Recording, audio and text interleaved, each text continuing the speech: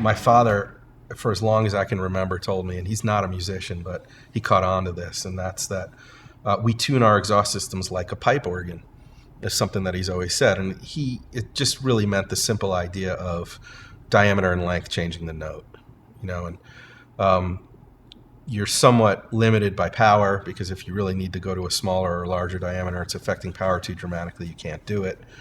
So there were some limitations to it, but we started getting into the idea of my father had his first patent was for a multi-core patent, what he called, which was instead of having a single perforated core going through the muffler, you had numerous perforated cores going through the muffler, and they were all perforated.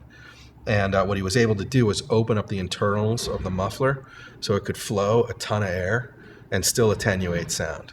And that was a hardcore drag racing. In the 70s, they had built these drag strips out in the middle of nowhere. Right. Well, 20 years later, the developers had all kind of encroached on these tracks. All of a sudden, right? Yeah. So for your typical Friday night drags, guys were exceeding the decibel level limit and not allowed to race. So these multi-core mufflers were able to have them meet the limit and still make power. As a matter of fact, in some cases, they were making more power. My dad had a particular muffler called a vacuum wave collector muffler that was actually picking up power. Wow. And so for a long time, he was playing around with this idea of multiple pipes going through a muffler. But back in the day, it was really all about being quiet. Mm-hmm. It was like the way he made his mark was fast and quiet. Everybody talks about fast and loud now.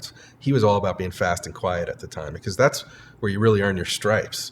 It's like, how can you make this thing really quiet and still fast? Right, still make a bunch of power without restriction. Yeah. So he's actually my mom in her office has a Rolls-Royce grill that a friend of theirs made for them in the late 70s. It says "Silence is BORLA." It's kind of funny because we're known for being loud now, but back in the day, it was really all about attenuating sound and being fast.